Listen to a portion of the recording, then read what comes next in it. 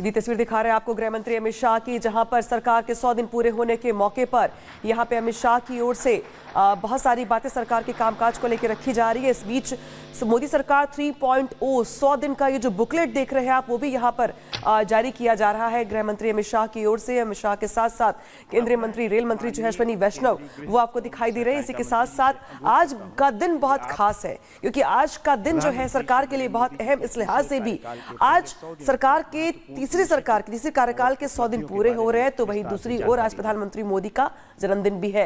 मित्रों, आज की प्रेस वार्ता में मेरे साथी अश्विनी जी और मैं आप सभी का हृदय से स्वागत करते हैं। सबसे पहले तो आज प्रधानमंत्री मोदी जी का जन्मदिन है। पूरे देश में कई संस्थाएं जन्मदिन को सेवा पखवाड़े के नाम से मनाने का निर्णय किया है, जो हर साल करते हैं। 17 सितंबर से 2 अक्टूबर, ये 15 दिन देश भर के सभी जरूरतमंद लोगों की सेवा में हमारे जैसे कई कार्यकर्ता इसको लगाएंगे। प्रधानमंत्री जी एक छोटे से गांव के गरीब परिवार में जन्म लेकर दुनिया के सबसे बड़े लोकतंत्र के प्रधानमंत्री बने। न केवल प्रधानमंत्री बने, 10 साल में दुनिया भर से 15 अलग अलग राष्ट्रों ने इनको अपना सर्वोच्च पुरस्कार देकर न केवल प्रधानमंत्री जी हमारे देश का गौरव बढ़ाया है। आज देश की 140 करोड़ की जनता बहुत मन के साथ इनके दीर्घायुष के लिए प्रभु प्रार्थना कर रही है। मैं और अश्विनी जी भी वो प्रभु प्रार्थना के साथ अपने आप को संबद्ध करते हैं। मित्रों, आज की प्रेस वार्ता मोदी जी की तीसरी सरकार के पहले 100 दिन के कामकाज पर आपको सूचना देने के लिए बुलाई गई है।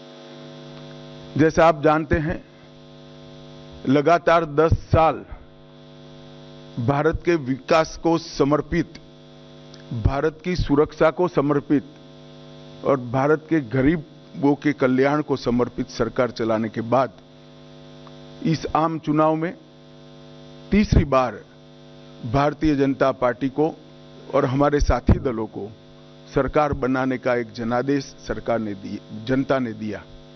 इसके परिणाम स्वरूप 60 साल के बाद पहली बार कोई एक नेता तीसरी बार अपनी घोषणा के साथ देश का प्रधानमंत्री बनकर देश का नेतृत्व कर रहा है।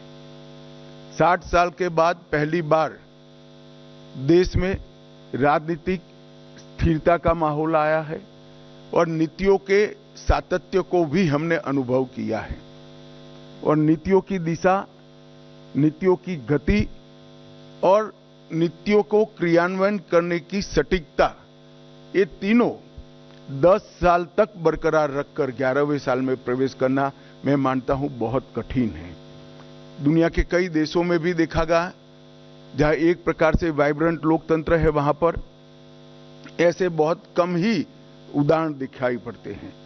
और इसका कारण है कि इस 10 साल में देश की बाहरी सुरक्षा, देश की आंतरिक सुरक्षा और देश की रक्षा प्रणाली, इसको मजबूत कर एक सुरक्षित भारत बनाने में नरेंद्र मोदी सरकार ने बहुत बड़ी सफलता मोदी जी के नेतृत्व में प्राप्त की है। शिक्षा के अंदर आमूलचूल परिवर्तन, हमारे चिर पुरातन शिक्षा शैक्षणिक मूल्यों को समाहित करते हुए, हमारी भाषाओं को गौरवान्वित करते हुए और आधुनिक से आधुनिक शिक्षा को समाहित करते हुए नई शिक्षा नीति लाने का काम नरेंद्र मोदी जी ने किया है। जब मेक इन इंडिया का नारा दिया गया, काफी लोग इसका मखौल उड़ाते थे, मगर आज मैं बहुत फख्र के साथ कह सकता हूं कि भारत पूरी दुनिया में उत्पादन का सबसे चहेता केंद्र बन चुका है और ये वास्तविकता है। हमारी डिजिटल इंडिया की योजना को दुनिया के कई देश समझना भी चाहते हैं, स्वीकारना भी चाहते हैं और उसको अपने विकास का आधार भी बनाना चाहते हैं। इकोनॉमी के 13 पैरामीटर्स में, चाहे बैंकिंग हो, चाहे मुद्रास्फीति हो, चाहे विकास दर हो, हर पैरामीटर में हमने डिसिप्लिन लाई है और प्रगति भी की है। अंतरिक्ष के क्षेत्र में आज सभी लोग भारत का अंतरिक्ष के क्षेत्र में भविष्य उज्जवल है, इसको एक्नोलेज करते 10 वर्ष में आजादी के बाद पहली बार दुनिया ने रीढ़ की हड्डी वाली विदेश नीति को देखने का मौका मिला है। भारत की विदेश नीति में मेरे जैसे कई लोगों को रीढ़ की हड्डी दिखाई नहीं पड़ती थी, अब भारत की विदेश नीति में रीढ़ की हड्डी दिखाई पड़ती है।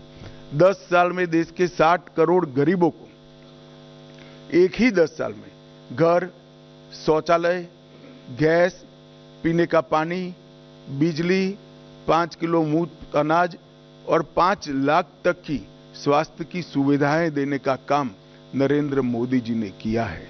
और हमें लक्ष्य लेकर चले हैं कि अगली बार जब चुनाव में जाएंगे, इस देश में कोई व्यक्ति घर बगैर का नहीं होगा।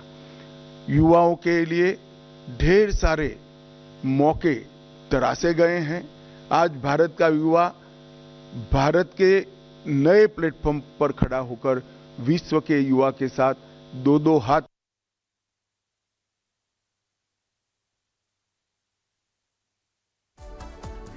तो अमित शाह को सुन रहे थे आप। गृह मंत्री अमित शाह संबोधित कर रहे थे लोगों को, साथ ही साथ बहुत सारी बातें उनकी ओर से रखी गई सरकार के कामकाज को लेकर।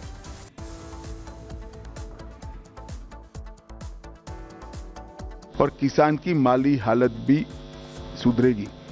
अमृतकाल का जब वर्ष आया, मैं इसका साक्षी हूं, कई सारे सुझाव आए थे और मोदी जी ने हमेशा की तरह अपनी अनूठी स्टाइल से अमृतकाल के वर्ष को इस तरह से मनाया कि जब अमृतकाल का वर्ष समाप्त हुआ तो अमृतकाल शुरू हुआ और 140 करोड़ लोग 2047 में महान भारत की रचना के संकल्प के साझीदार बने और भारत के विकास की यात्रा के भी साझीदार बने।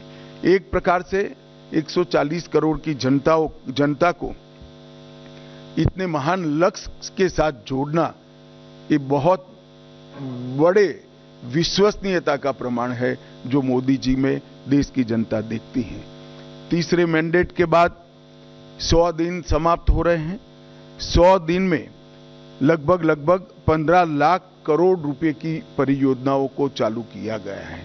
100 दिन को मैंने 14 स्तंभों में बांटा है। मैं एक एक कर सबके लिए कुछ न कुछ कहना चाहूंगा।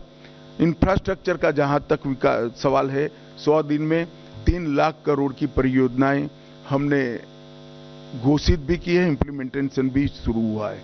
महाराष्ट्र के वधवान में 76,000 करोड़ की लागत से मेगा पोर्ट बनेगा, जो पहले दिन से ही विश्व के 10 प्रमुख बंदरगाहों में शामिल होगा।